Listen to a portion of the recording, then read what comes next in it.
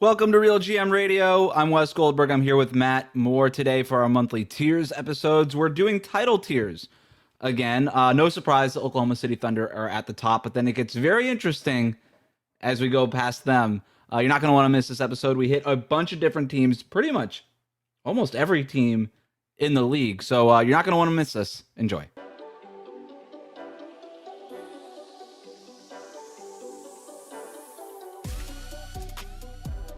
Matt Moore is here, senior NBA writer over at the Action Network, my co-host over at Locked On NBA Daily. Matt, we just got done recording Locked On NBA Daily a couple hours ago, and now we are talking again for RealGM Radio in our monthly tiers. What are we doing this week or this month? I'm going to stick with NBA title tiers this month, just because I think we're so new in the season, and we have had enough movement, I think, amongst the middle to kind of reshuffle things around. So I want to go ahead and get a look at, all right, we're a quarter of the way in. You know, whomst is at the top of the list for the title and who's really not there anymore, which I think is an interesting question. So let's just start at the top then, I guess. This is probably pretty easy. Yeah, no, the New York Knicks. No, it's the Thunder. it's the Thunder. It's the Thunder forever and ever and ever. We talked about this morning on Locked On NBA about, what's the gap, right? And I think that is like an interesting question of what is the gap between OKC and everybody else. And it's significant, and there's no really way around it. And, that's difficult for me as a fan, because I don't want the biggest question of the season, which is who's going to win the title. I don't want that to be decided in December. I don't want that to just be like, well, okay, see you next year. And we'll just watch all the details kind of pan out. And I understand that's like, well, you should enjoy it for the basketball and the sport and the action and all the, and I do. And I find all these other things. And I'm a lot better at it now, because the 2016 Warriors gave me existential dread, because I was just like, what am I doing? What's the point of any of this? They're going to win. They're going to win everything. And they didn't, which is a good reminder that yeah, things can look one way and then not be that way. And that's sports. But the trick is that as an analyst, you're always kind of pulled, I think, towards probabilistic thinking. And because you can try and be entertaining, but you need to attempt to be accurate. You need to try and be honest with, I think, your audience. And so, honestly, the NBA this season is probably done. The Thunder are probably going to win. They're going to win 70 games. They're going to cruise to the playoffs. They're going to beat whoever comes out of a Rockets-Nuggets second-round series. If one of them doesn't make it into that series, then they're not good enough to challenge OKC in the first place.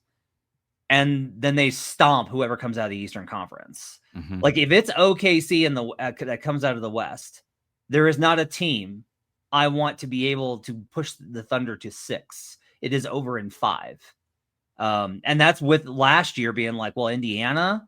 Okay, but Indiana was a good matchup versus a team that was new to that level of performance and had never been that on a run that long and all the other things. And Indiana was also its own special type of voodoo. Barring that, yeah, the season's probabilistically over. So if we're doing tiers, they have to be at the top, and they have to be at the top by themselves. But it's sports, and sometimes the thing that we think is going to happen and probabilities is yeah, that 25% of the time does happen a lot.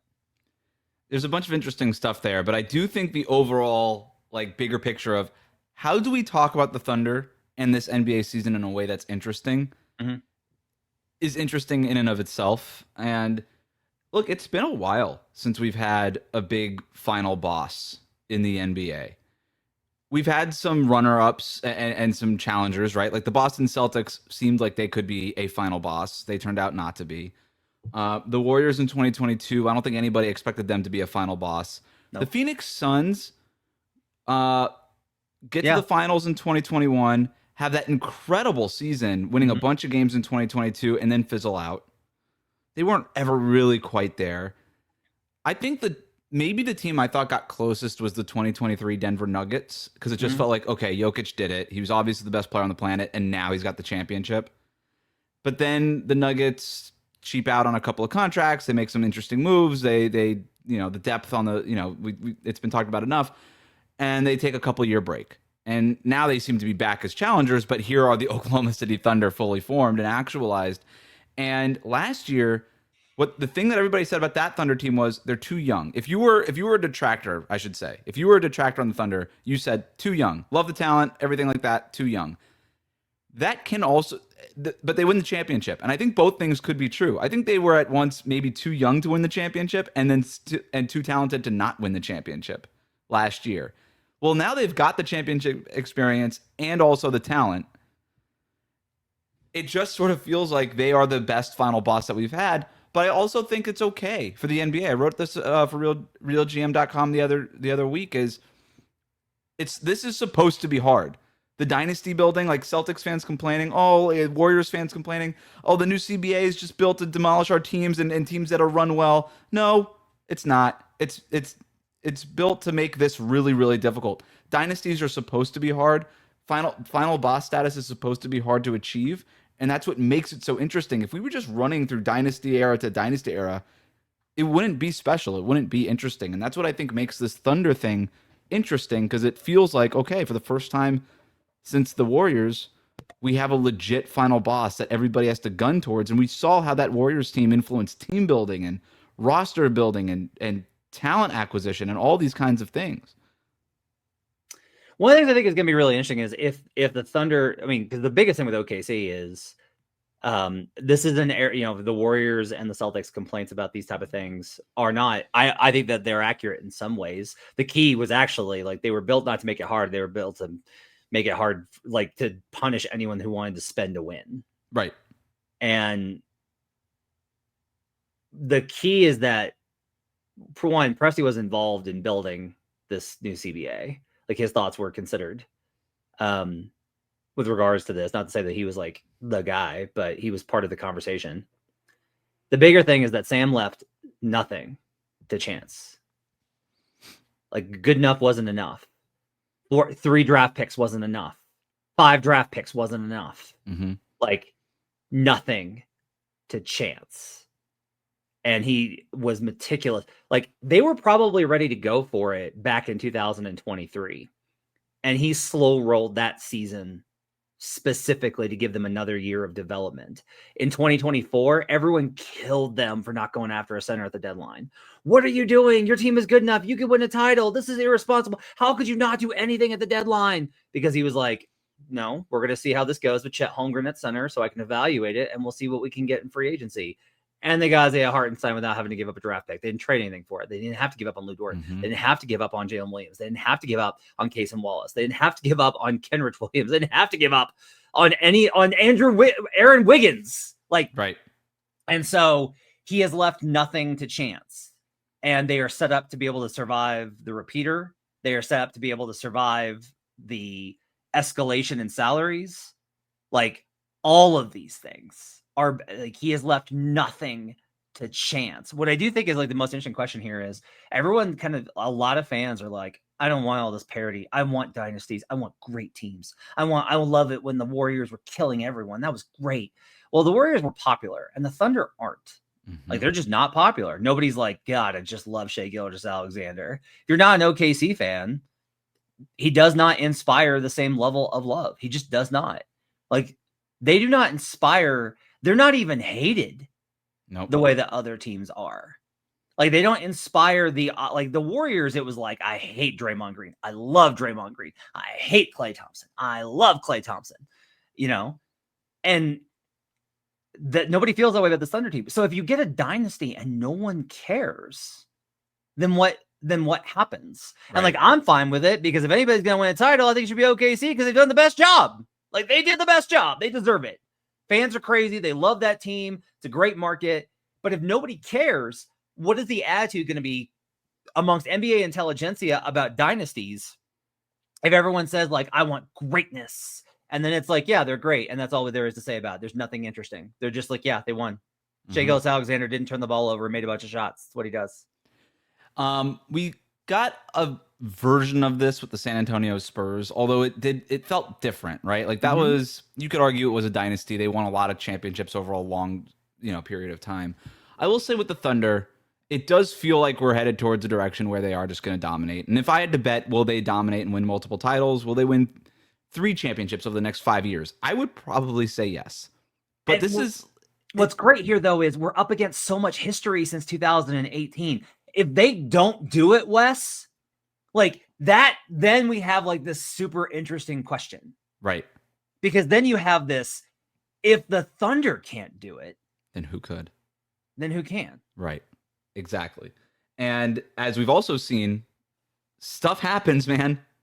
Stuff happens. And we thought that Warriors team was going to win more championships than it did. Mm-hmm. You know, it's just these teams look unbeatable and then they don't. And stuff happens over and over again. The Warriors won 73 games. Yep. And Steph hit 400 threes. And they were up 3-1 on a Cavs team that really wasn't any good, not seriously championship level good at any point that season. And then Draymond loses his mind and Bogut gets hurt. Mm-hmm. And everything goes haywire.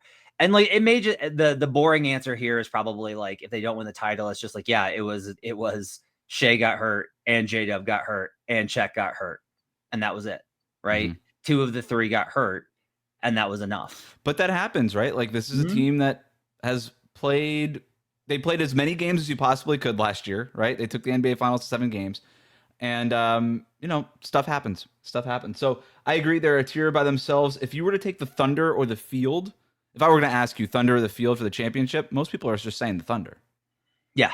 Yeah. I mean, because you can't, the difference though is that you can't pick out anybody else. Right. Right. Like there's nobody else that you want. And it's easier for you to be like, well, no, not that team, not that team, not that team. But for me, I would take the Field. Yeah. I would still take the Field. Oh, wow. Okay. All right. Next tier. Rockets and Nuggets by themselves. And this is where they was in preseason. And I think actually we had Nuggets by themselves. And the Nuggets are both banged up enough and have enough question marks. And the Rockets have been impressive enough to move them into this by themselves. I talked about this on Twitter this morning. I don't really know what to do with Houston. Because Houston looks like one thing and they're not really that. Where it's like, oh, they have like an elite offense. No, they really don't. They're just big. They are so completely dominant in second chance points creation that it covers up for what is a very middling performance in terms of their effective field goal percentage. They don't take threes. They make a good amount of the ones that they take. So they're actually middle of the pack in makes, but they don't take threes. They shoot a lot of mid-range shots. They rebound everything. They generate fouls. And like, if you're asking me, what are the things that you don't trust in a playoff series offensively? It's free throw rate, because you're dependent on the officials. And then it's offensive rebounds, because I'm like, what if the other team tries as hard as you do? Mm-hmm. Great article by Fred Cassidy, by the way, in The Athletic, talking about the new strategies for crashing. And so, like, I have all these kind of question marks. They're 10th in EFG, so it's not like they can't shoot. They're just not, like, elite. But there is this dependence on those second chance points that still kind of makes me go, like, are you not going to get caught by some team? Like, let's forget the Thunder. First 2 rounds, nobody's going to catch you with a better offense. But the overall profile is excellent. Şengün's been awesome. Amen has honestly, I think, been probably better than the stat profile kind of shows. KD's KD. Reed Shepherd's been awesome. They've had a lot of things go right for them this season, and they haven't had Dorian Finney-Smith for a minute. So a lot to be encouraged with Houston, but I think it's Houston and Denver. I will take Houston and Denver over any team in the Eastern Conference. If it was like you could take Houston or Denver and like exclude OKC, Houston, Denver, or any team in the East, I would take Houston or Denver. I agree 100%. And what's interesting about Houston, they're built to take every series to 7 games. Like they're going to win the rebounding battle in at least 3 games. And the question is, do they win it in a 4th game? Yeah. And to the point where they win the game itself. If I were a Rockets fan, what I would counter is it still feels like we haven't played our best basketball if we're the Rockets. Mm-hmm. It still feels like there's another level for Kevin Durant to get to as he fully understands this. This Ime Udoka coach team is unlike any other team Kevin Durant has ever played with. Alperen Şengün is the best center he's ever played with, and it's not close. And I think they're still learning their two-man game. Every once in a while, they'll run a two-man action between the two, and it's kind of interesting, but it always sort of ends up in it doesn't end up in any different thing. It still ends up in either a Durant mid-range pull-up or Şengün kind of touch floater thingy around the free throw line. It always just sort of ends up in what those players are going to go to anyway. I am interested to see, but I like the reps. Like they're getting the reps now early in the season, and as that develops, I think it'll get better. What Reed Shepherd has been doing, he's starting to push Jaime Jaquez Jr. for Sixth Man of the Year here. I mean, he's been so important for the Rockets lately, and if he can continue to develop, and I also think there's another level for Amen Thompson, right? He was everybody's favorite going into the year for most improved, and he's kind of fallen off the radar a little bit. It's not to say he's had a bad year, because he's definitely not, but I don't think he's taken the leap that a lot of people expected him to take. But we're only 25-ish games into the season. There's still time left to take a leap, right? So I think there's better basketball to be played for Houston. I think you could say the same thing for Denver, by the way. I think when they get healthy, obviously, that's the biggest thing for the Nuggets. But I don't know how much more analysis we need here, Matt. When Nikola Jokic is playing like this team can't be in a lower tier. And Jamal Murray.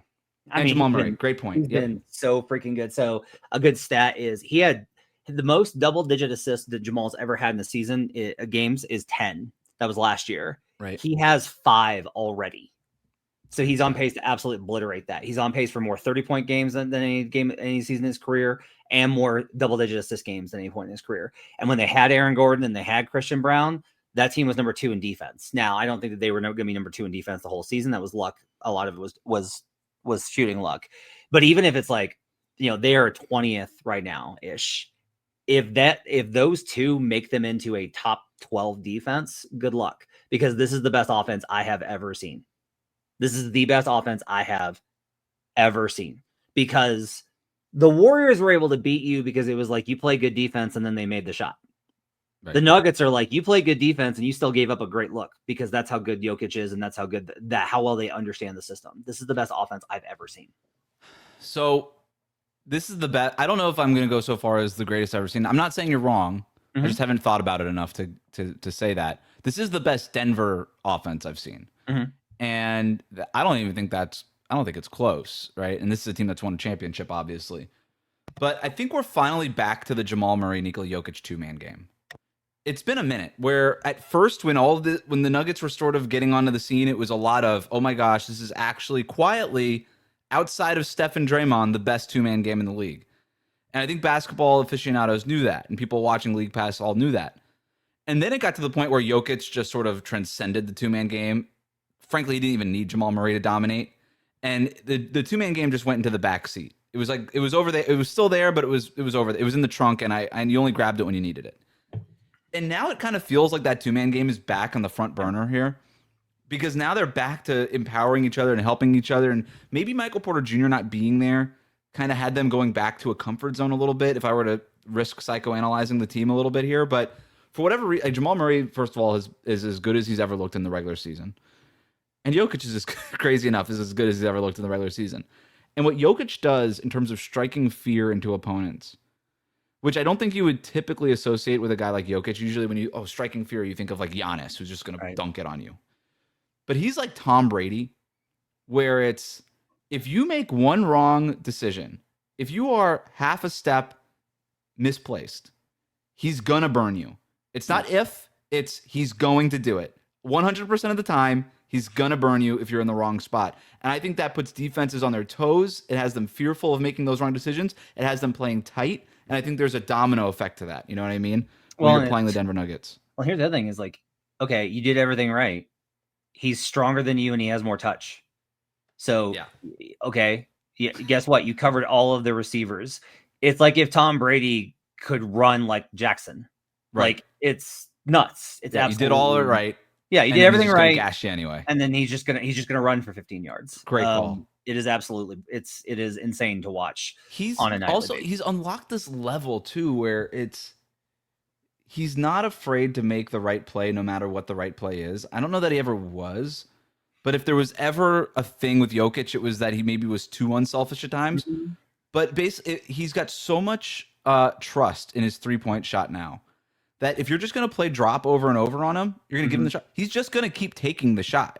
There's no off switch now. There's no maybe I gotta get somebody else involved. No, there's none of that now. It's the right basketball play, point blank. I'm gonna do it.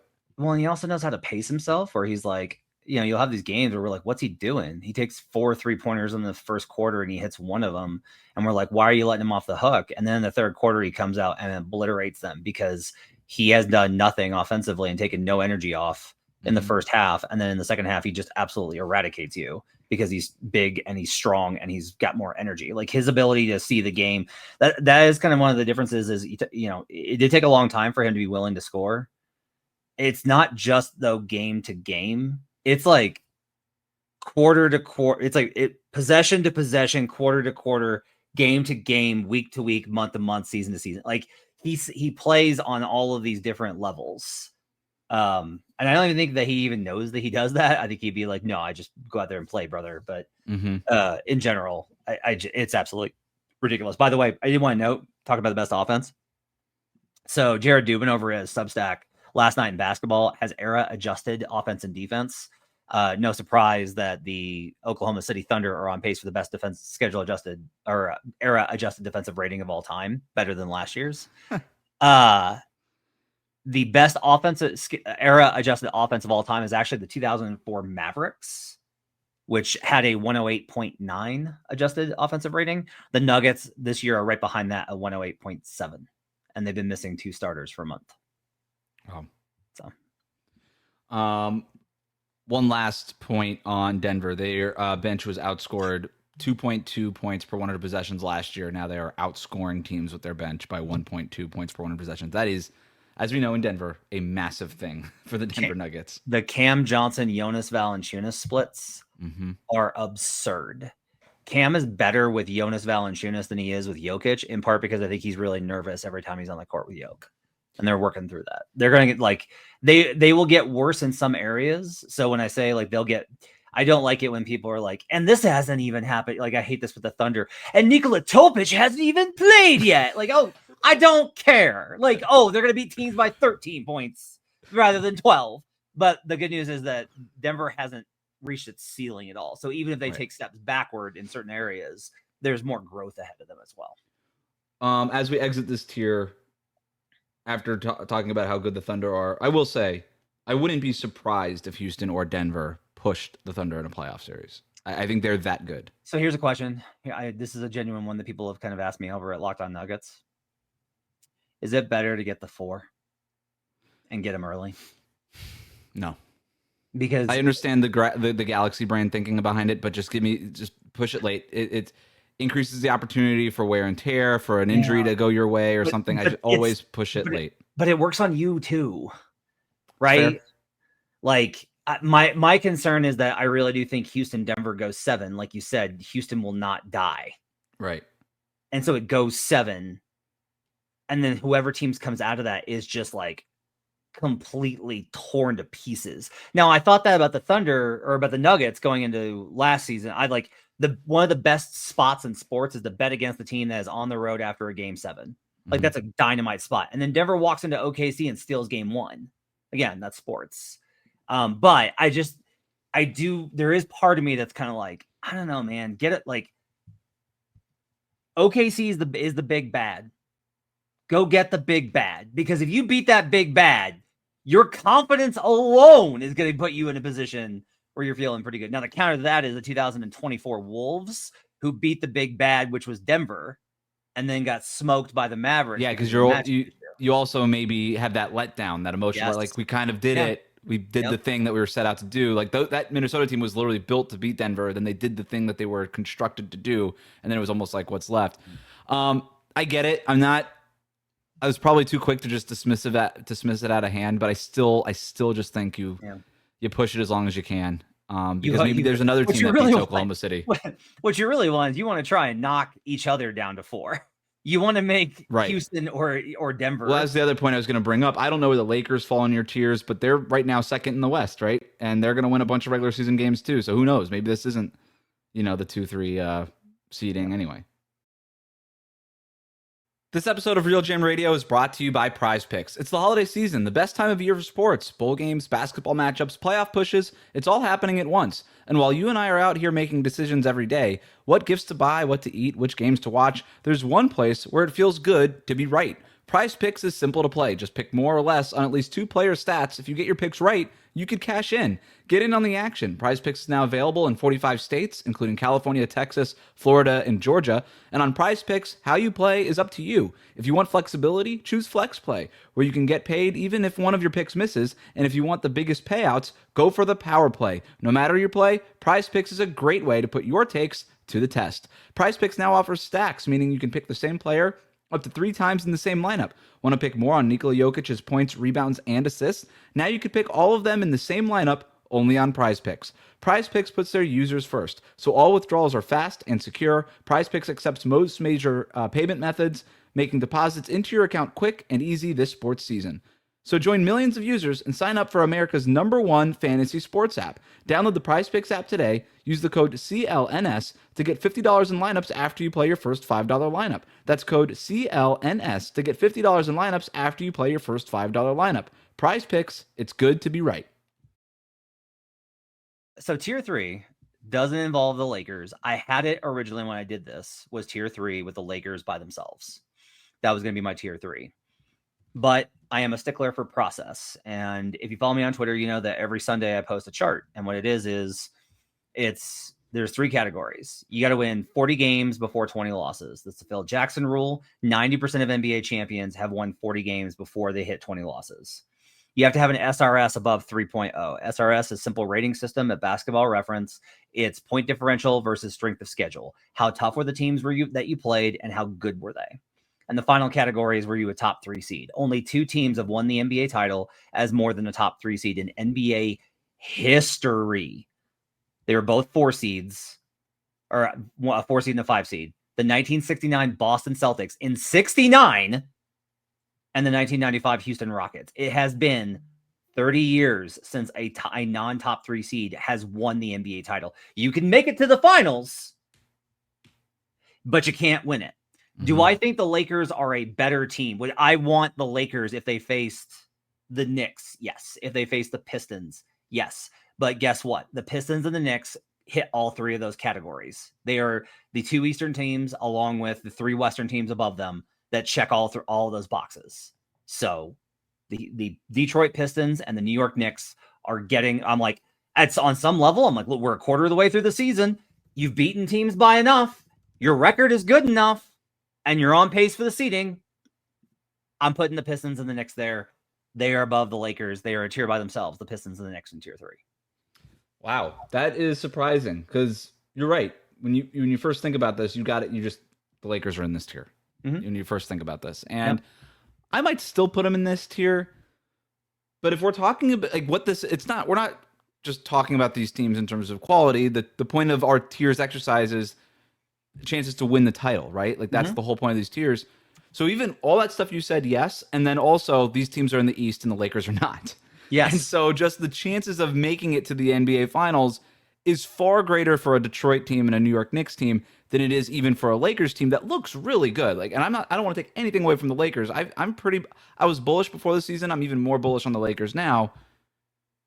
But in terms of chances to make the finals, and then once you're in the finals to win the finals, it's the Pistons and the Knicks you have to consider them having greater odds to do that than the Lakers, just based on the conferences alone. Not even to mention all the other stuff that you just mentioned. So a lot of this is the Lakers hit 2 of these categories, so it's not like they're far off. And if they keep playing as well as they are, they will get to this, and they'll be like, oh, the Lakers are in that tier now. Fair. But it is kind of interesting to me that when you go and you start like I always say, it's under the hood. Right, the exterior is your record. That's like what you look like. Oh, look at that fancy car on pace for 60 wins. Look how good they are. They're second in the Western Conference. That's amazing. Yeah, they're 12th in schedule adjusted net rating at dunks and threes. When you go under the hood, you're like, oh, this is the 6th best offense and the 19th best defense. Now it's like, hey, Luka missed. I hear you. LeBron didn't play. I get it, but like. Luka's going to miss games. That's what he does. LeBron's going to miss games. He's 41.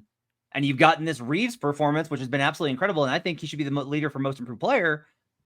I think the Lakers are a legitimate title contender. But like, there is a reason that they don't meet those thresholds. And that's why I like that system so much, is because it doesn't just say how many games did you win and how good are you versus your, like, relative to your conference competition. It's okay, but are you actually that good? Are you beating teams by what you need to beat? Because we know point differential is more predictive than record. So I'm not saying the Lakers aren't what I'm saying that of any of these teams, the one team that you look at and most immediately go, the Lakers are probably not as good as their record, has to be the Los Angeles Lakers based on the numbers. So I want to talk about Detroit and New York in a second, but let's just wrap up the Lakers part of this. The most interesting number to me for the Lakers so far right now is 8-0. That's their record right now in clutch games. They're undefeated in clutch games in the 8 games that they played. Their point differential in those games are not much. It's just over 2 points per game. They're winning these clutch games by the skin of their teeth. On one hand, you'd say, well, eventually that's going to go the other way. On the other hand, you say, well, they've got 2 of the best decision makers the league has ever seen in Luka Doncic and LeBron James. They're not going to be undefeated in clutch games. They're going to be damn good in clutch games. And that's sort of how this Lakers team is built. Offense is good. The offense is good enough to carry the defense. The defense is good enough to get us to the point where these games are close. And then at that point, LeBron James and Luka Doncic are good enough to get us to win these games. That I think it works in a regular season setting. The problem is in the playoffs, does it work? But the other thing there is okay, we trust LeBron James, we trust Luka Doncic, totally fair. Do you trust Jamal Murray and Nikola Jokic in the clutch? Because they've been they were one of the best clutch teams over the last 5 years. They've always Shai Gilgeous-Alexander. We just saw what he did against the Warriors. Just dismantled them in a minute. But not only that, Denver's 2-3 in games decided by 3 points or less. They're under 500 clutch games. You know why? Because it's random. Yeah. It is random. And this is the thing with the Wolves for Denver too. Yeah, this is the thing with the Wolves last year.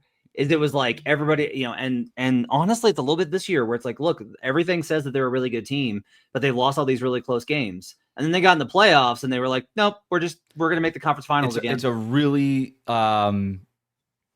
risky way to build your win formula. Yeah, exactly. It's volatile. Yeah. I don't want to skip Detroit or New York because they deserve our time, especially the Detroit Pistons. They're awesome. I've said this to you multiple times. Cade Cunningham playing like an MVP guy. That defense is awesome. And to me, historically, that's the formula. You have an MVP level guy on offense to carry your offense. You've got an elite defense. That is the most basic formula in NBA history to go out and win a lot of basketball games and contend for a title. I think this Pistons team, I don't even know if I'm breaking news here because the people that listen to this show tend to pay attention to basketball, but like this Pistons team is legit. Mm-hmm. And they have to be considered at the top of the Eastern Conference. I think you have them in the exact right place in your tiers. My only interesting thing with the Pistons is, A, who gets better among the Jaden Ivey, Asara Thompson, Ron Holland kind of group? Is there another level for Jalen Duren to get to, as the season goes on? Bigs, there's a lot of growth to happen with young bigs, and Jalen Duren's still a young big. And then the other thing, and maybe the more interesting thing is, does this team make a trade? And I've heard both arguments. I think the Pistons should be really aggressive at the trade deadline because this Eastern Conference is wide open. And even if they're the team where if you're the Knicks or the Cavs, if you're going to make a major shakeup move, that move has to come with the caveat of, does this make us does this get us within striking distance of the Oklahoma City Thunder? I don't know if that's true for Detroit. I think there's inherent value in just winning the East. And if you're the Pistons, because of how young you are, I think you can make the move. It has to be the right move. It has to be somebody sort of on the timeline of Cade and Duren, all these guys. But if you make the right move and you push your chips in right now, you could legitimately win the Eastern Conference. And I think that is a huge win for the Pistons, considering where they were at 3 years ago as one of the worst teams we had ever seen. So what do you think about Detroit now and going into the trade deadline?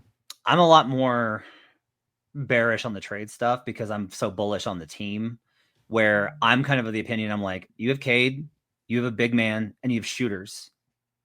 Go see if you can get there. Go see if you can, you just can't tell me that there's anybody in the Eastern Conference that you're going to run up against. The reason you do a trade is either to address a significant need to try and revamp yourself, and that's usually an off-season move. You don't try and reinvent yourself mid-season. Or if you're like, we're one piece away and we need the extra firepower.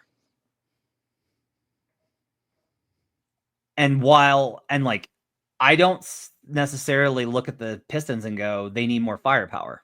Mm-hmm. You know, I'm like, look, are there offensive questions? Yeah, but the defense is good enough. Get them into a dogfight and then have it be like your best guy versus Cade. I'll take Cade. And it's I think the spot most people would point at is, can you upgrade the Tobias Harris spot? Tobias Harris has been really good for them for 2 years now. Yeah. He's been awesome. I don't know that that's not an easy thing to do to upgrade that Tobias Harris spot, and he's on a good contract for you. And like, I get it. It's like, look, you're trading Tobias. Here's the problem. You're trading Tobias Harris and Jaden Ivey for Anthony Davis. Okay. That's a no-brainer on a talent level. Anthony Davis is an NBA champion. Anthony Davis has been consistently mentioned in MVP talks. Let's remove the injury stuff. Like, we'll set that aside. Right. I am just kind of like, you would have to do that move based off of this is giving up so little and getting so much, right? Mm-hmm. Davis for Harris, Ivy, and a pick. Dallas is able to be like, hey, we got a point guard, we got an expiring contract, and we got a pick. Not bad for Luka Doncic. But Phil, I guess Max Christie. Max Christie. Don't Max forget. Christie and another Never forget Max Christie. Yeah. He's been great for the Mavs. Yes. I just don't know that I'm like, okay, you have Anthony Davis. Now you're, like you said, you're within range of the Thunder. And I get that it's like, and honestly, I'm like, okay, can you win the East? Yeah, absolutely. But you can win the East now. You could beat the Knicks. Like, and with Anthony Davis, then that's your move. That's the move. And that's the tough, because then you have to extend him and all that stuff. Right. And that's why I said something like, he's got to be in the timeline area. The other player that people want to try to put in the trade machine for Detroit is Larry Markkinen. And I like Larry Markkinen. But $50 million for Larry Markkinen, that's your move. That's the move you make. And that's it. And I don't, as good as Larry Markkinen is and as good of a on-paper fit as you might be, $50 million for Larry Markkinen. Like, if you screw that up, this window that you have for Detroit, that it gets a lot more complicated really fast, because you're going to have to give up significant assets for Markkinen. You're going to pay him a lot of money, and if it doesn't work out, it's really hard to hit the reverse gear on that kind of move. You just kind of go up and down, where it's like, look, you're probably looking at, because of Asar, you're probably looking at, you want a shooting guard or a power forward. And it's like, okay, if we're going to minimize our other guys at the 2 spot, okay, fine. And we don't have anybody at the 4 if we move Tobias, so we can probably do this, right? But you go up and down this list, and it's like, well, okay, Giannis, sure, you should do that trade. Okay. But then it's like, okay, who are the other guys that are like difference makers at shooting guard? And you're running into names like, I'm looking at just like offensive EPM, and when you start going down the list, it's like, well, there's Norman Powell. No, you don't want to do that, right? You're looking at Julius Randle. I think Julius is a smart move for a lot of teams, and I think the Wolves should be actively looking to trade him because his value is at such a peak. But like, if I'm Detroit, like Julius, that's the key. Like you said, if you do this is your move. If you trade for Julius, it's not completely your move. It's not as much money, right? But it's also like probably not enough. It's not like, oh man, they got Julius Randle now. I think we're starting to get to the right area of what, because assuming that the Giannis thing is, just put that over there. The all-in trade for the no doubt, no-brainer superstar thing that puts you at the tier amongst the toppest of the tiers. Whatever. That's over here. I actually don't think power forward is the move that they need to make, because I also think that when this team is fully actualized, there's a lineup that I really like to get to of Duren, Asar Thompson, and Cade with shooting.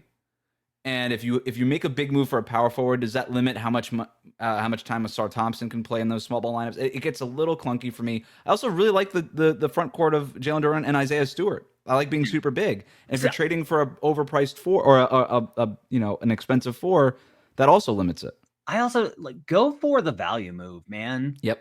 Like, go see if the Raptors start to tailspin and if they'll part with RJ Barrett.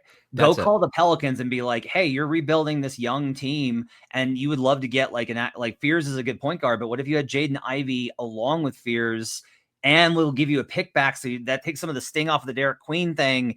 But we want Trey Murphy. Right. And now it's like, ooh, we got Trey Murphy and Asar on the wing. This is that spot. We're upgrading the Duncan Robinson, Dennis Jenkins kind of spot, Jaden Ivey's spot. If you can upgrade that spot, and it doesn't have to be a superstar or even an all-star, but if you can get just a two-way player there that's going to help space the floor and not take anything off the table, that to me gets really interesting if I'm the Pistons. Even if it's like redundancy to protect you against injury or something like that, like here's a really interesting one. You've done business with them before. See if the Knicks will move Miles McBride. Go get Deuce, man. Like Deuce this season shooting 44% from 3. If the Knicks will part ways for him on any sort, especially like what if you help them out with the Giannis deal, and you're like, hey, we'll help facilitate this for you, but we want Deuce. Yeah, Knicks have to say yes. So that like those are the type of moves I would be looking for if I'm Detroit. So let's talk about the Knicks. Assuming they don't get Giannis, and I know that that's the big name there, I still struggle to figure out how the Knicks land Giannis. Anything short of Giannis being like pulling an Anthony Davis to the Lakers. Basically, get me there. That's where I'm going. But there's already been reports that that's like what's going to happen. Like there's been some reporting. Right. There's this idea of that there are thresholds the Bucks will not satisfy. Right. And I think the difference with where Portland was with Dame and this situation with Giannis is, not to drug up old things here, but Giannis isn't trying to it doesn't completely destroy them. And so even if you get back Karl Anthony Towns in swap value alone, that's pretty okay. You can keep Karl for a half a season and be like, we're going to find a place for him in the summer and then move him somewhere else. Or flip him in another deal and get some assets, whatever. Yeah. Yeah. So like, the other thing too is Giannis has an extension decision and Dame didn't. Dame was already under contract for 4 years, so they basically could just send him wherever. The thing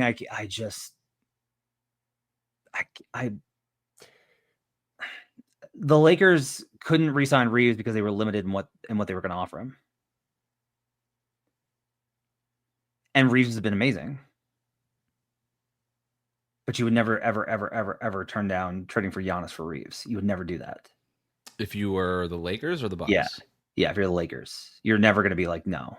Yeah, and you just figure out the fit later. And if Giannis is like, if you go to him and you're just like, hey, we really don't like this Knicks deal. They're being a pain. It's been difficult. We really can't afford to take on Karl. Like Karl doesn't want to be here.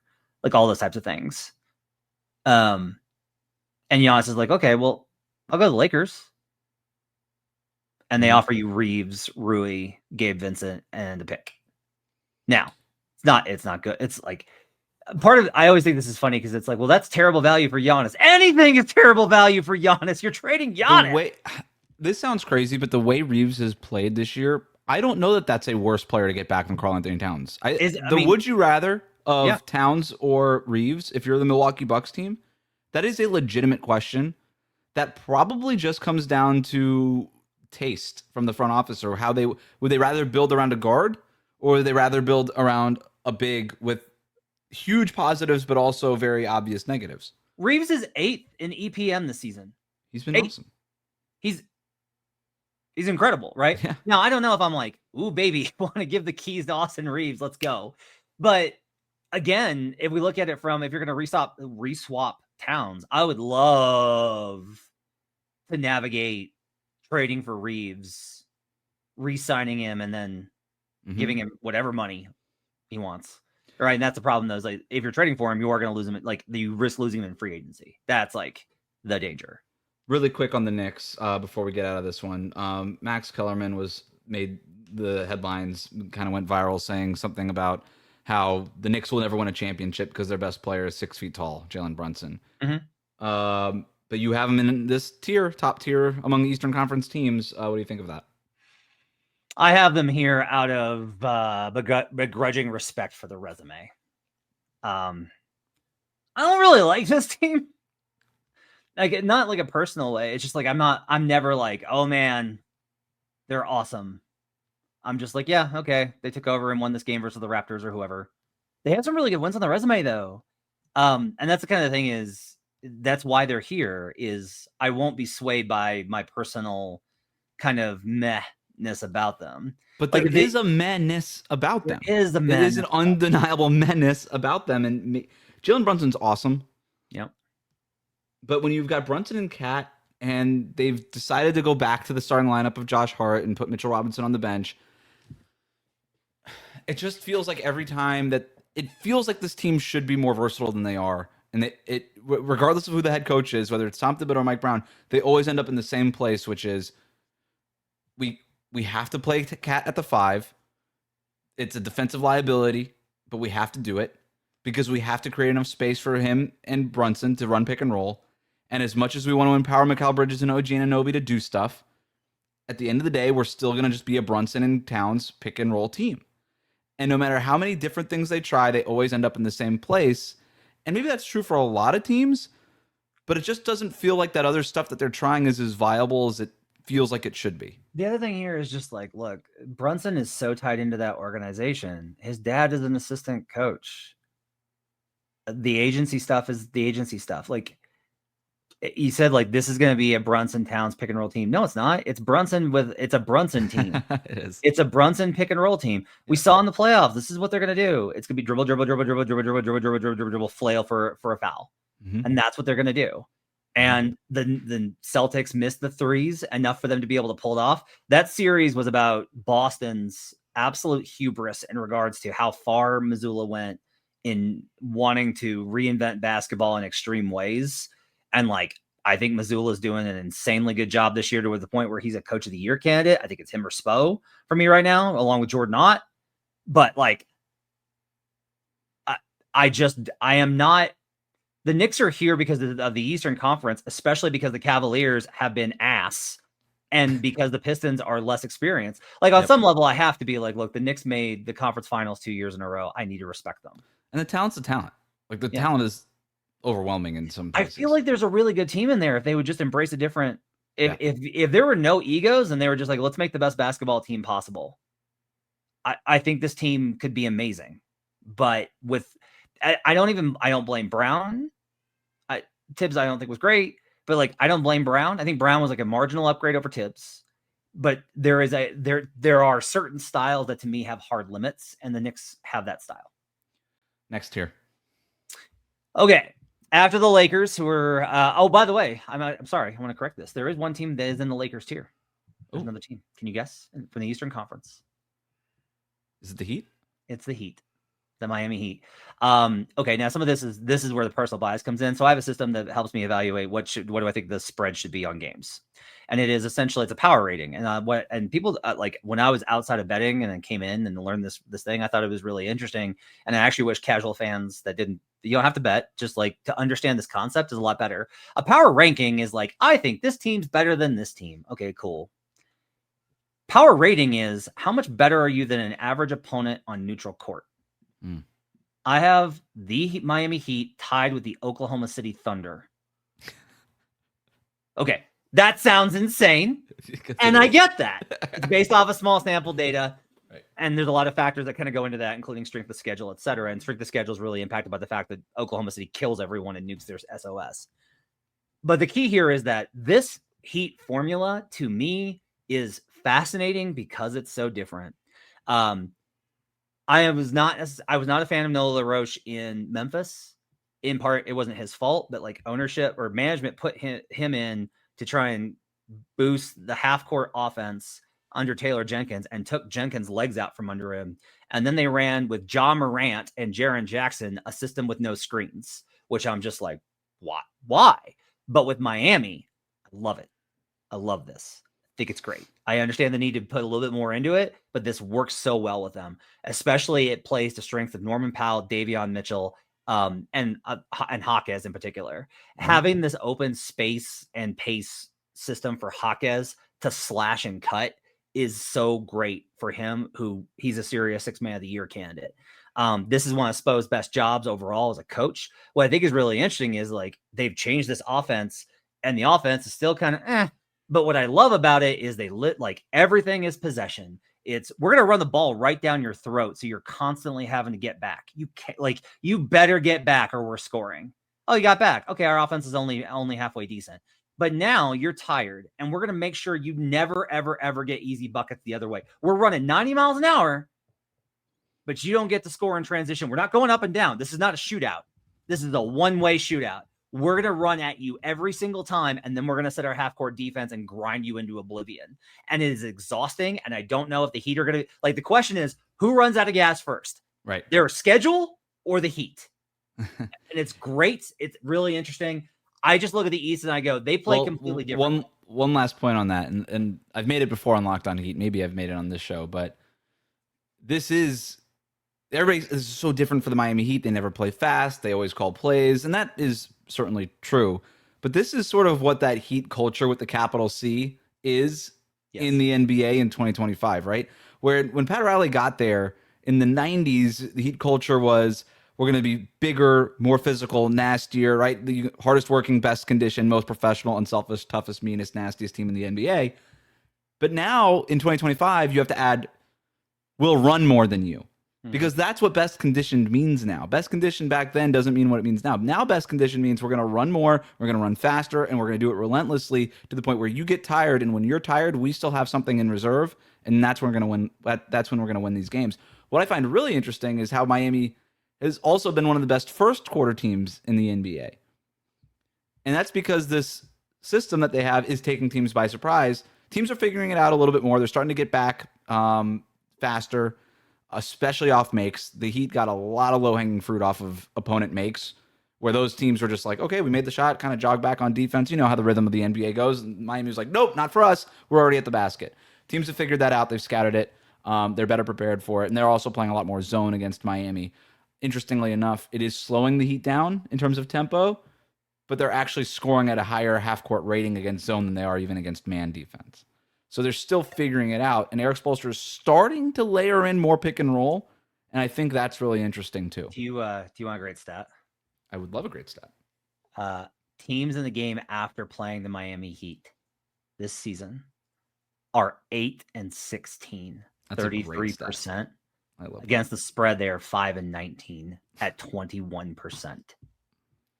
They get after that game and they get absolutely gassed. They are murdered. The Miami Heat, the NBA's best friend. The ATS is really important here. Like, here's a good example of it. Favorites win about 65 to 70% of the time in the NBA, depending on what point in the season you're at. They're winning 50% of the time. If you're favored after playing the Heat, you only win 50% of the time so far. That's a great stat. That's a great stat. Yeah. Tier 5? This one's bigger. Celtics, Spurs, Wolves, and the Cavs is who's going to be in this group. Cavs, I knocked down here. I don't know what their problem is. I don't understand what the problem is. I have no idea why they can't get this together. It's so frustrating after they were so good last year, and I thought they were going to be like, I was like, dude, the East is like, it's yours. It is yours. Take it. And instead, they've just like completely screwed around, not taking teams seriously, can't find the vibe, can't find the rhythm. It's not a tactical thing. It's not a talent. I hate it when this happens when, yes, they definitely missed Ty Jerome. Like 100% they missed the role that he played on that team. But like what happens is we have this complete reevaluation of players. It's like, well, the roster's not any good. I'm like, well, it's good enough to win 65 games last year. Mm-hmm. So what? They just all sucked. They turned from elite to sucking over a 3-month span of the summer. So what happened? And this is like where all the team dynamic stuff kind of gets to, but they're still so talented. It's like, look, they can get this. If they can just figure this out, they'll get there. I continue to be really mystified by the way that Atkinson's coaching this team.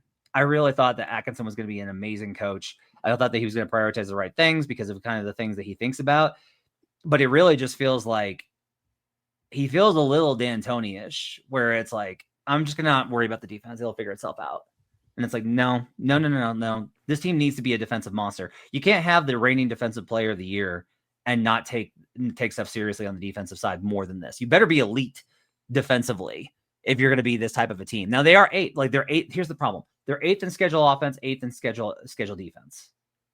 Like the numbers are, again, under the hood. It's like, oh, hey, this team's probably a lot better than their 14-11 record. They got a top 10 net rating. All of those, the numbers check out here. But they and the Wolves are the same thing where it's like, okay, but you actually have to, I'm sorry, you have to win the game. Mm-hmm. Like You got to win the game. It doesn't matter if it's like, well, you're scoring really well in this game and then you're defending really well in this game. You got to win. You have to find a way to win these games. They are losing opportunities to get themselves into a top 3 seed. They are losing opportunity, because that's the problem. I've listed 3 teams I have above them right now for title contenders. And I've listed the stat about if you're not a top 3 seed, you're probably not winning the NBA title. Guess what? If all the Pistons, Knicks, and Heat do is keep it up, if they just don't fall off, I can't consider Cleveland a title contender because they're going to be outside that top 3 seed. So they've been the most frustrating team for me this season with what they're capable of. On the other side of the Celtics and Spurs, who I think are the flip side of that coin. Where one thing on the Cleveland Cavaliers, this is as high as you can have them. Yes. And you're giving them the benefit of the doubt here. Yes. They did win 65 games last year. Very similar to Minnesota, to your point, right? Where Minnesota got to the Western Conference Finals 2 years in a row. They get some benefit of the doubt. But you do need to see it this year. And similar to the Knicks, there's just an ick factor with them. You're just like, I just wish it was better. And it should be better. They are so talented. I said this last year about the Cavaliers. If they were wearing Lakers jerseys, based on their resume and the players that they have, they would be behind the Thunder, the championship favorites. Yeah. But because they're wearing the Cavaliers jerseys and LeBron James isn't wearing one, we don't take them seriously. And so I was very bullish in defending the Cavs, and then they made me look like an idiot in the playoffs where they completely just bleeped on themselves in the second round of the playoffs after walking over a fake playoff Miami Heat team. One thing I look at with the Cavs this year, they went from near the top of the league in drives per game last season at over 51 drives per game, which when you're just driving the basketball relentlessly, that does a lot for fit concerns. We tend to look at 3-point shooting as like the ultimate cure for for fit concerns, and it is. But drives are also really big. If you're just driving at the rim and creating gravity that way, and you're just spraying out to open shooters, that also does a lot for fit concerns. And that's how I think they got over the clunky Mobley, Jared Allen, Garland, Donovan Mitchell thing. It was always Garland and Mitchell driving relentlessly every single time, and everything else just sort of worked itself out. So they were near the top of the league in drives per game last year. Now they're near the bottom at 43 drives per game. And there's no real reason for it. Maybe Garland being injured is part of it, but that doesn't account for the total drop-off from near the top to near the bottom. And Garland has played games, and he's definitely not looked right, so I don't want to belittle that point, but they just it has to come from other places too, and it's not. Max Strus hasn't played for them. I am interested to see what it looks like when he's back in there, but we always act like he's some sort of, 40% type shooter. He's a career 35, 36% three-point shooter. He's above average. That's about it. So this is kind of my thing with Atkinson is he just thinks Sam Merrill is some sort of like salve for everything. He does. And your point about drives is awesome, Wes, because it designates a fundamental misunderstanding of where the NBA is at. And I'm going to name drop here. Fred VanVleet popped into my mentions yesterday, which I was pretty excited about anytime a player notices that exists. And we were talking about like how to slow down offenses now. And one of the things that I was kind of saying is the reason that you need to give defenders on the perimeter more leeway from an officiating standpoint is what happens now is because you can't really contain without fouling, the defense has to help. Otherwise, it's a layup. And once you help, then someone has to help the guy who helped. And now you're in rotation. And that's what generates threes. But look at that number that you just gave with the Cavs being bottom 4 in drives. And then think about this. They are number 1 in 3-point rate. Mm-hmm. They take the most threes per game in the league. So what does that tell you? That tells you that they're not driving and kicking to create good looks. They're just winging the ball around the perimeter and chucking it. And you're not going to be the Boston Celtics. And that's what the Celtics fell into last year, where there used to be a drive and kick team, and then they were just walk the ball up and take the 3 team. Yes. And this is the entire thing is like when you start to embrace that too much and you get away from the fundamental thing of you create leverage with your talent that forces the help to then punish the help, not just with threes, but with like the other thing is when they are so panicked about your threes that they start playing to the outside, you can lob or pass, dump off to the cutter in the dunker spot. And that's how you create dunks, not just layups, but dunks. And dunks are good. Dunks and threes, as it turns out. Dunks and threes. The rest of your tier was Boston, Minnesota, San Antonio. San Antonio. We don't have to do all of them. We already talked a little bit about Boston. Between Minnesota and San Antonio, who do you want to talk about? Wolves are real quick. Just like, for the love of God, just can you guys just stop tripping over your own dick, please? Just like one time for me. Like, this team is so talented and so good.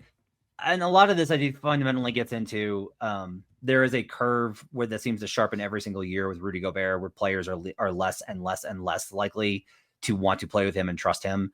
And I don't agree with Gobert's positions off the court on a lot of things. But like, the one thing I will say is, like, Rudy genuinely does try and make the right play in basketball. He's not selfish. Like, and he makes himself available. And everybody but Mike Conley on that team is just like, nope, not passing you the ball. Don't care how open you are. And it's like, you're never going to scare the defense away from leaving him open if you don't give him an opportunity to make a play. But then when he does, he's so nervous because of the trust that you haven't given him. He screws up and only validates your lack of trust in him. It's this vicious cycle.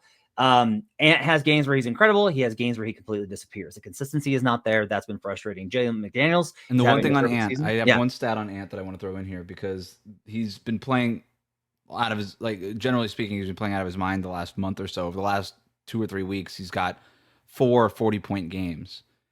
The Timberwolves, in games where he's scored at least 40 points, are 2 and 3 this season. When he's scoring a lot of points, it doesn't necessarily.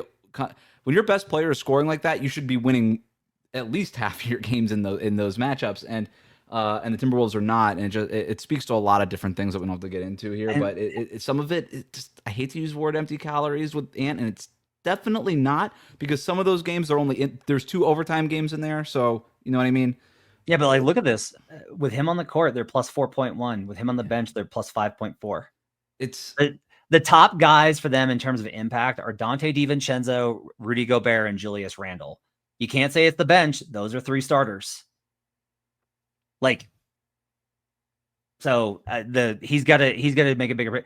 They're doing the Bones thing now, and Bones is having a good season. He's plus 5.3 in net rating, but I'm just like, I'm very skeptical. I just the Dillingham thing not working out has been rough. Shannon has not taken the leap I think they hoped. Yep. I am a big Jalen Clark guy. I almost think he needs to get more minutes. He's starting to get more minutes. Trade Julius Randle for LaMelo Ball. Do it now. Do it now. Ooh. Do it now. Do it now. There's a whole thing that we could probably do on Julius Randle trades, but we don't have to do that now. But there's some interesting stuff that can happen. Boston needs a lot of respect here. If Boston gets Tatum back and they make a move where Kata doesn't have to be like, he can be like a supplemental big guy versus the big guy, it gets that team gets awfully scary quickly. I mean, we all kind of were just like, well, it's a gap year. And just like, no, it's not. Jaylen Brown has done what was, put some respect on Jaylen Brown's name. He has done what was asked of him. The East is still wide open, right? It's wide open in part because Boston has a Tatum injury, but then Tatum comes back, and then the East is still open because Boston is Boston. So that Simons contract plus Hauser or another contract, that could get you a really interesting player back. Yep. If that player is available, and I'm not talking about Kyle Kuzma, I'm like, it's something else. If you can go get another guy in that front court rotation, that they get really interesting. Yeah. My next tier is Warriors, the Suns, the Magic, the Sixers, and the Hawks. And we have now exited. I think you can really win the title. Like, I think the Cavaliers could win the title. They could hit all those categories by the end of the season and be a top 3 seed and do it. The Wolves could do it. The Spurs could get there. The Celtics could get there. These teams I do not think can win the title, but they have better chances than the rest of them. The Warriors, I don't even know why I'm still putting here. I want to put the Warriors in a tier below with another team from California, but I can't. And so I will continue to put them here because of the Steph injury, but I find nothing impressive about the Golden State Warriors. I find nothing under the hood. I do not, when I watch them, I get the ick.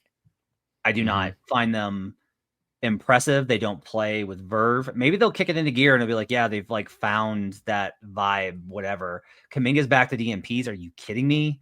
Like, it should be embarrassing that they are in this category with the Suns and the Sixers and the Hawks. I also have the Magic here because they're maybe the most interesting team to talk about here, Wes, because I just don't think they have the ceiling. I like this Magic team a lot. I love watching them. I just don't think they have the ceiling. I do not think that if you get into hey, you're going to have to score, like this other team is amped and they have weapons. And yeah, you can play great defense, but you're going to have to go bucket for bucket with them over the next 5 minutes. I don't know that Orlando can.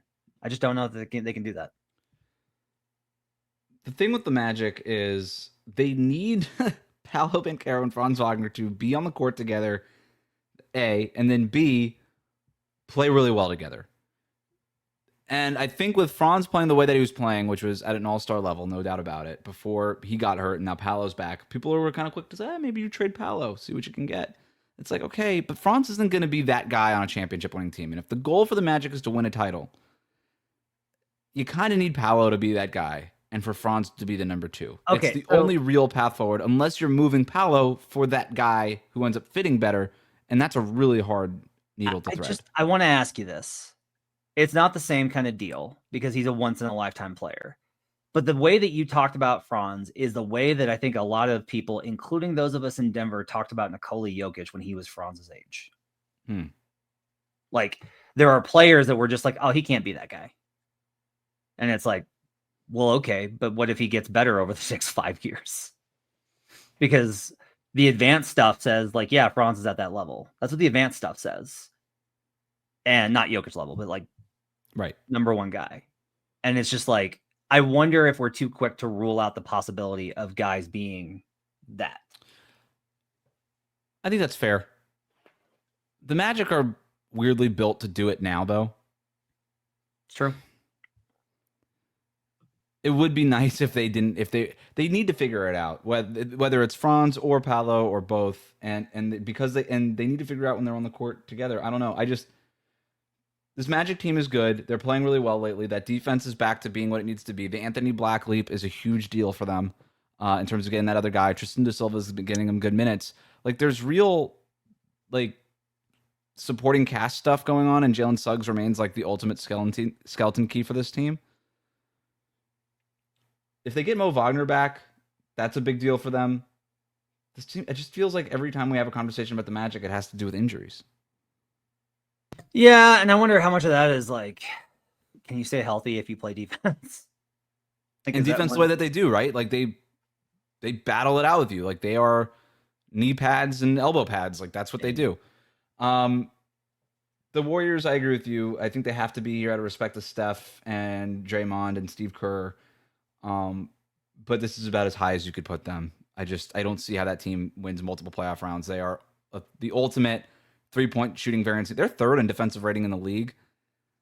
And this is typically a really good defensive rebounding rate team. And they're not very good this year. They're about average, not bad. They're usually an elite defensive rebounding team. They're not there this year. And so that gives me some pause about that defensive rating. And you look, and the 3-point shooting luck is a big deal with that for both sides of the court, right? They're winning a lot of games because they're just out shooting teams. They don't get to the basket. When Jimmy Butler's on the court, they do get to the free throw lines. That's a big deal for them. They turn the ball over a lot less when Jimmy Butler's on the court, but they also turn the ball over a lot when Jimmy Butler's off the court. And as we know about Jimmy Butler, he's not always on the court. So that becomes a problem for them. So yeah, I'm with you on the Warriors. I forgot who else was in this tier. I wrote it down. Sixers and Hawks, just because I didn't know where else to put them. You could probably put Sixers and Hawks in a tier below, but I threw them in here just to be like, they're not with these other teams that are below them. Of those two teams, what would be the wildest one to make a run? Because you've got the Sixers with Tyrese Maxey, who could be the best player in any series in the Eastern Conference. I don't know that you could say that about anybody on the Hawks. Right. But the team is playing really well overall.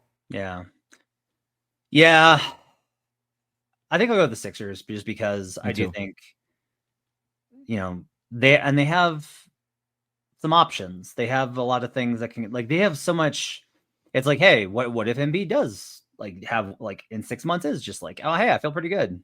Yep. What if they find somebody to take Paul George and they add that and they turn that into a value play? What if VJ Edgecombe, bursts past the rookie wall and has another course correction? What if Jared McCain gets back to where he was at the beginning of last year? They have depth. They're really well coached. I think they're really well coached. And Maxey is an absolute monster. And I like Maxey's team. When this is Tyrese Maxey's team, I believe in the Sixers a lot. I feel like they are a team that you should be afraid of. That they're just like, they're coming for your throat. They play free and they play with so much confidence. And I have a lot of respect for that. Atlanta, it's like, look, they're again really well coached. Got some really great coaches in the East. Really well coached. Maybe Jalen Johnson. We don't know. We haven't seen Jalen Johnson as the guy in the playoff series. Maybe he's going to be like a monster. Maybe that's like what happens. Kristaps' numbers are, from an impact standpoint, are getting a little crazy. They're wild. I don't even know. It's like, okay, who'd you trade Trey for? It's like, what do you need? It's like, well, you need the best player on a championship team. So that's kind of hard to pull off. But I still want to see what it looks like when Trae Young gets back. I do not want to see it at all. You're probably right on pulling the trigger just mentally now on we got to move on. I'm not there yet.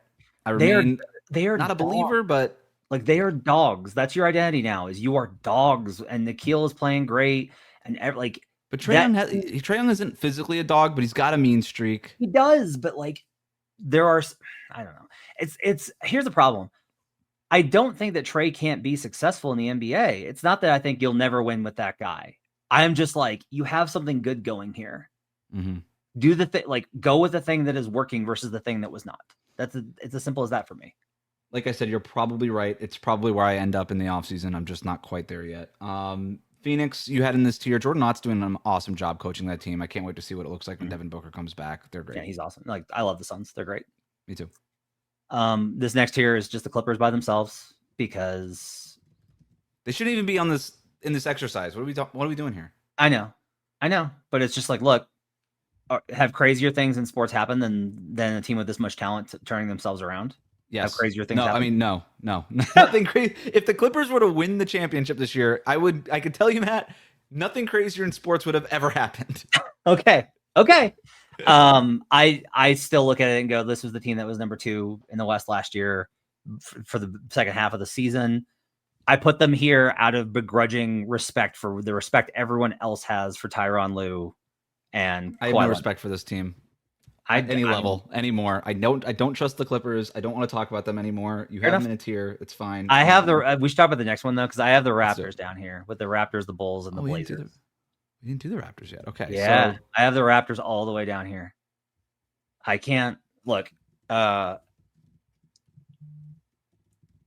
problem, I think, is that fundamentally their wins have come when they've gotten away from what their prescribed model is. Like, they have to play against identity to be the type of team that they need to be, which is they need to be like a scrappy defensive team that gets clutch buckets and shares the ball. And instead, they are like an ISO-centric team that doesn't defend and lets you do whatever. And it's just really bad. Their pick and roll defense is surprisingly great. It is actually awesome. But they have so many other problems fundamentally defensively in terms of their shell and their structure that it compromises it. And a lot of this is just like, I said, like, look, I don't want to make it be like you can't win with Trae Young. I will go further here. You can't win with Brandon Ingram. You can't. Look at the numbers. You can't win with Brandon Ingram. Scotty Barnes' numbers. Scotty Barnes the other night was a monster on both ends of the floor versus the Boston Celtics. He was awesome. And they had no shot. And the reason is because when you put Scotty Barnes and Brandon Ingram on the floor together, it does not work. Now, the idea can be like, well, they'll get better. Okay. But if this was just like Barnes and Shed and Barrett, if you just took Ingram and replaced his salary with other guys, if you dispersed that into 2 or 3 other role players, veteran guys, I would probably be more in on the Raptors. But you can't be a team that shares the ball with Brandon Ingram, and you can't be a team that ISOs with the rest of this roster. It does not work. Like, I am not.